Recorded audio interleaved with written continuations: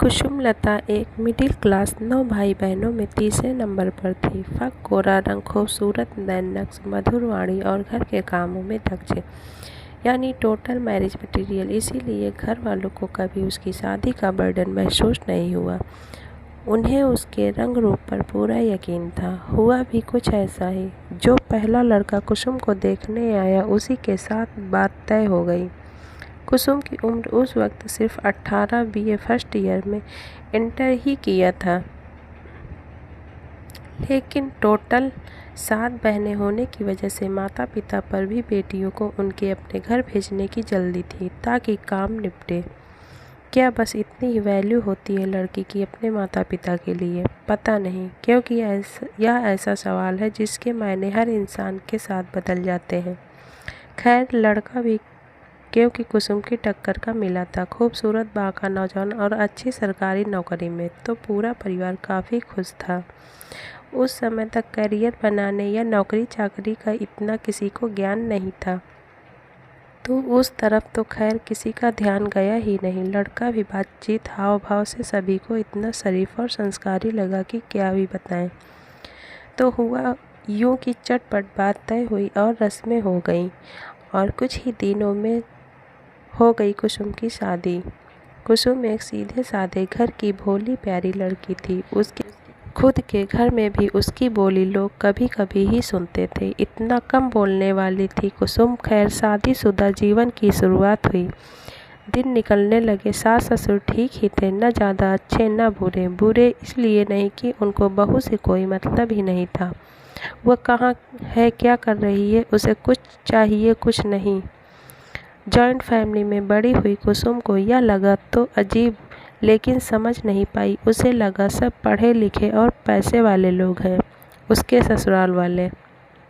शायद ऐसे लोग ऐसे ही होते होंगे, और फिर से अपने घर के कामों में मगन हो जाती। कुसुम की याद कर उसके सास ससुर को सिर्फ काम के वक्त आती थी।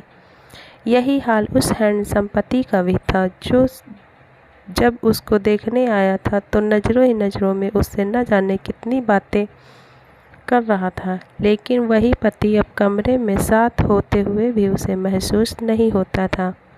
खाना खाओगे, खाना लगा दूं, इस तरह की बातों के अलावा उनके बीच कोई बात ही नहीं होती थी।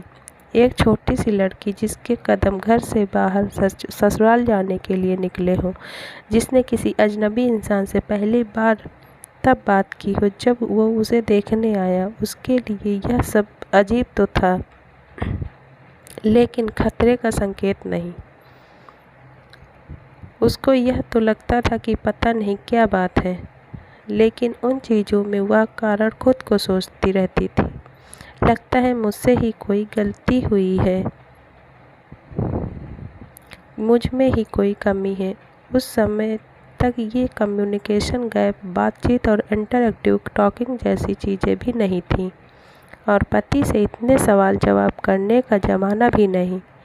तो बस वो 18 साल की लड़की मन ही मन घुटती रही, और इसी तरह 6 महीने बीत गए।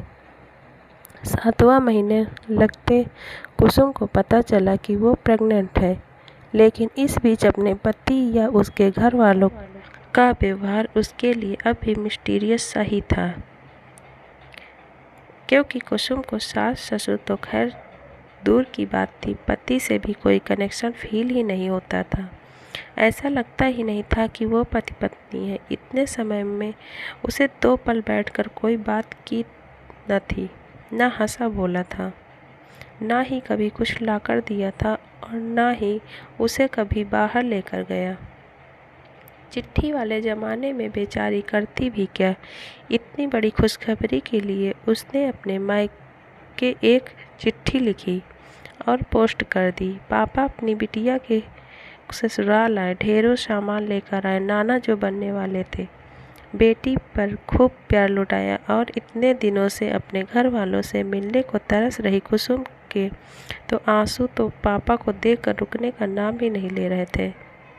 जब पति दिलीप आया तो उसका व्यवहार देखकर कुसुम फिर एक बार अंदर तक हैरान रह गई। वह उसके पापा से ऐसे मिला जैसे न जाने कितना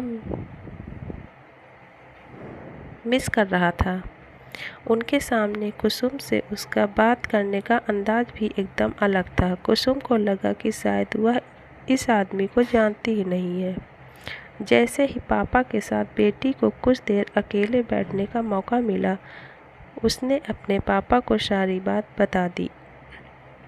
पापा भी हैरान और परेशान दोनों हुए, लेकिन बेटी का ससुराल था, सामने सबूत लायक कुछ था नहीं, तो किस बात पर कुछ पूछते या कहते।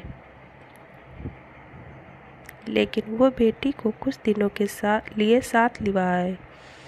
कुसुम में तो जानो दोबारा से जान आ गई। इतने दिनों से खामोश सी वो मायके आकर फिर से चहकने लगी। देखते ही देखते 9 महीने निकल गए और एक प्यारी कुसुम ने एक प्यारी सी बेटी को जन्म दिया। बेटी भी ऐसी कि छू लो गंदी हो जाए, ऐसी प्यारी और खूबसूरत। लेकिन इतने बड़े दिन पर खबर भिजवाने पर भी उसकी ससुराल से कोई नहीं आया, पति भी नहीं। तब पिता के मन में अंदेशा हुआ, पर भ्रम मानकर 3 महीने बाद वे खुद ही बेटी को उसके घर छोड़ आए। इस बार जब कुसुम वापस आई तो माहौल और भी खराब था। उसे पता चला कि उसका पति तो न जाने कब से घर आया ही नहीं है। जहाँ नौकरी कर रहा था वहीं रहने लगा है, लेकिन सास ससुर ने उसे वहाँ जाने से मना कर दिया। वैसे भी जाती भी कैसे, न रास्तों का पता न ही एड्रेस का ठिकाना। इन अजीब हालातों से कुसुम को एक बात तो समझ आ गई कि हो न हो उसके पति का किसी से अफेयर है, क्योंकि पहले भी वह अक्सर आधी आधी रात को ही घर आया करता था।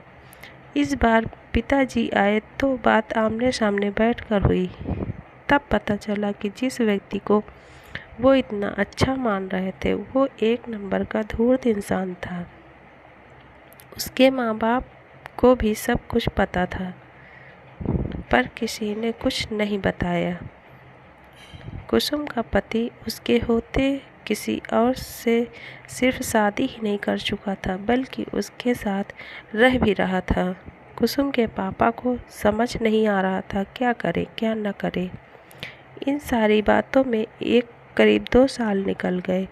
बेटी बड़ी हो रही थी। कुसुम भी बस उसके लिए सब देखते और सहते दिन गुजार रही थी। पति जब मन होता घर आता, मन होता नहीं आता। बेटी को तो उसने इतने दिनों में कभी देखा तक नहीं। लेकिन एक दिन अचानक कुसुम से बोला, चलो तुम दोनों को घुमा कर लाता हूँ।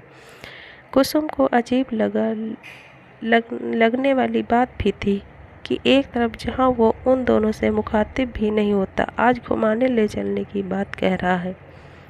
तो कुसुम ने ये कहकर मना कर दिया कि वो काम में व्यस्त है। तो उसने कहा, अच्छा गुड़िया को सैंडल पहना दो, मैं उसको टॉफ़ी दिलाकर लाता हूँ। बेटी के लिए बाप के इस प्यार को पनपा देखकर कुसुम का दिल पिघल गया। उसे लगता है बच्चे से ममता जाग गई है। आशा की किरण भी खराब चीज़ होती है, बुद्धि भ्रष्ट कर देती है। उसने बच्ची को जूते पहनाकर उसके पापा के साथ भेज दिया। फिर ना बच्ची आई ना उसका बाप। कुसुम को नहीं पता था कि अपनी कोमल सी बच्ची का हाथ वो जिस राक्षस के हाथ में थमा रही है, वो दरअसल उसकी जान लेने के इरादे से उसे ले जा रहा था।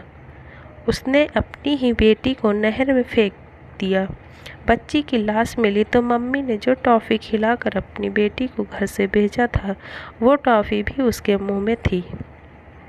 उस आदमी का जिसे कुसुम ने अपना पति और अपनी बच्ची का बाप मानकर इतने दिन भरोसा किया, उसका क्या हुआ ये तो एक बात है। लेकिन कुसुम को इस कांड के बाद पूरा 1 हफ्ता लगा पूरी तरह होश में आने में, और करीब 6 महीने लगे होश संभालने में। वह इतनी बदहवास हो चुकी थी कि बेटी की याद में आधी रात को पेटीकोट में ही सड़क पर उसे ढूंढने निकल जाती थी। पागलों की तरह चीखती चिल्लाती रहती थी, लेकिन कोई हो तो वापस आए। जो है ही नहीं उसे कौन लेकर आए। माँ बाप अपनी लड़की की दुर्दशा देखने को मजबूर थे। खून के आंसू निकलते थे आंखों से, पर क्या करते। कुसुम के पति को जेल हुई, सारी कानूनी चीज़ें हुई, बेइज्जती भी खूब हुई, पर क्या फ़ायदा। जो उसने उसकी ज़िंदगी से छीन लिया था वो कहाँ वापस आने वाला था। इस दर्दनाक घटना के बाद कुसुम अपने मायके तो खैर आ ही गई, साथ ही एक सहमी और चुप सी लड़की ने जिंदगी और दर्द से हार मानने के बजाय लड़ने की ठानी। उसने बीए किया, फिर चाइल्ड डेवलपमेंट में सरकारी नौकरी की और बाद में सीडीपीओ के बेहद इन्फ्लुएंशियल पद से रिटायर हुई। लेकिन अपनी बेटी को उस दिन भेज देने का गम आज भी उसके दिल में ताज़ा है। यह पछतावा था या जिंदगी से मिली कसक। बाद के दिनों में कुसुम ने एक बेटी गोद ली, उसकी परवरिश की। आज उसकी शादी हो गई थी और वो खुद एक बेटे की माँ है। लेकिन अपनी भूल का पश्चाताप कुसुम की आंखों से आज भी निकल आता है। धन्यवाद। अगर आपको ये कहानी अच्छी लगी तो प्लीज़ लाइक करें, सब्सक्राइब करें। Thank you.